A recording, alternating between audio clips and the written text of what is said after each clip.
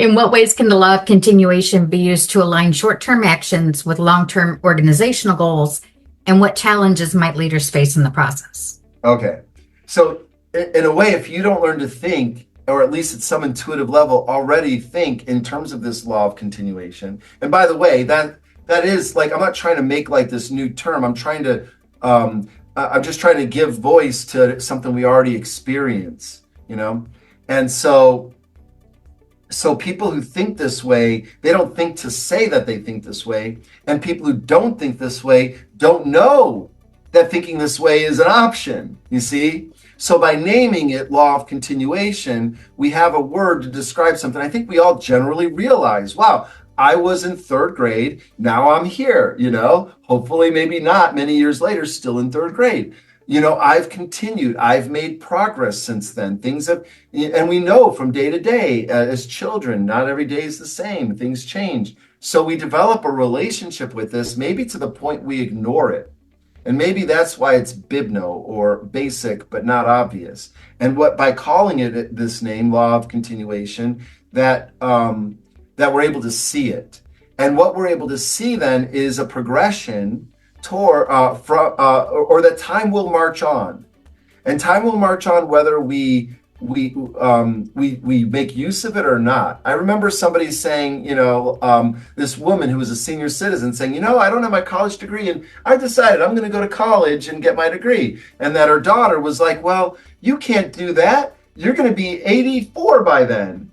And the woman said, well, I'll be 84 either way, with a degree or not, And that is law of continuation thinking, So harnessing that is about first bringing to mind that long-term goals in the first place. Are you able to do that? Maybe some people aren't. Maybe some people aren't clear. Maybe they just think their job is to do what the previous person in their role did before them. But I'm saying to people, you should stop and reflect on what is it you're wanting? Where are you going? And then you can set up a sequence to get there. That is the whole basis of planning. What I just described is the basis for what plan even means. It's bringing about a set of conditions that don't yet exist. And what kind of conditions do we want to bring about? Favorable ones, advantageous ones, beneficial ones. And so using the law of continuation as a kind of philosophy or mindset, it helps you understand that relationship, that we can steadily move forward. Now, the rest of our tools are what will help you do it, more methodically, and also do it in ways that involve other people as well. So, of course, for myself, I could set up a future and my long-term outcomes and then aggregate towards those outcomes.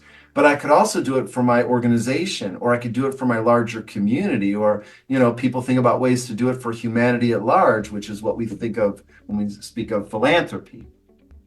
So we can apply the law of continuation, and we haven't talked about this yet.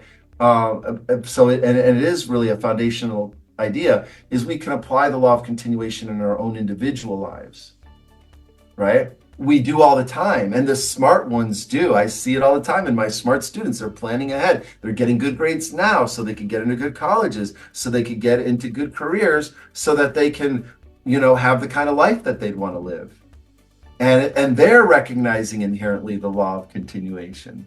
There is one thing, I'm going to pull this up. It's one of the most basic images that we have. And I borrowed this idea from another website called Wait But Why. I just drew it a little differently, waitbutwhy.com, I think. It's really a cool, innovative website. But on there, they created this grid that made you look at your life in terms of little blips. Like here, you'll see I got all these little circles. You could think of each one of these as a little blip.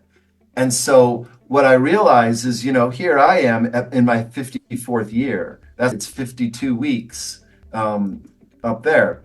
So I turned 54 about maybe this many weeks ago. Yeah. And everything before this red line is no longer viable for continuation. It's really everything after here is or I don't even know how much, how much longer one has. And I think sometimes people get uncomfortable when they see this image. I have had people mention it, but all it is putting down the reality of it.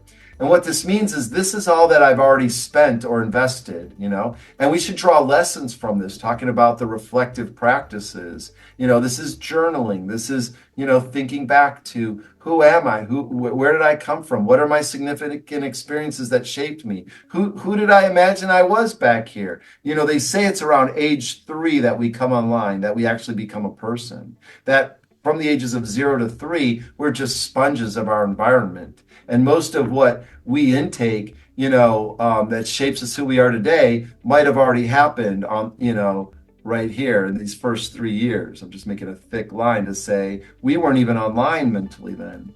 And then we go through basically what I call the somebody machine of life. These are our early formative school years. Maybe we graduate high school right around here. And then things open up, maybe military, maybe school, maybe going into the trades or going into work or just going out and traveling the world, who knows? And then we meet people and then we get into entanglements and partnerships and businesses and marriages and children and all sorts of things. And then our life plays out. And it's all a matter of continuation. None of it is accidental. I mean, it seemed like, oh, well, maybe random things came your way. But you can always go, wow, no, in retrospect, I could see exactly how I ended up at that point because I was over there and I was over there because I was over here. And you could trace it back almost to your beginnings. Now it's just a matter of using those principles going forward. How do I want to shape things? How do I use resources like my time in the intervening years? How do I use my resources like my treasure or my talents, which we talk a lot about that in our work. How do we use our talents to help produce the kinds of results we want to see in the path ahead, in the continuation to come, so to speak?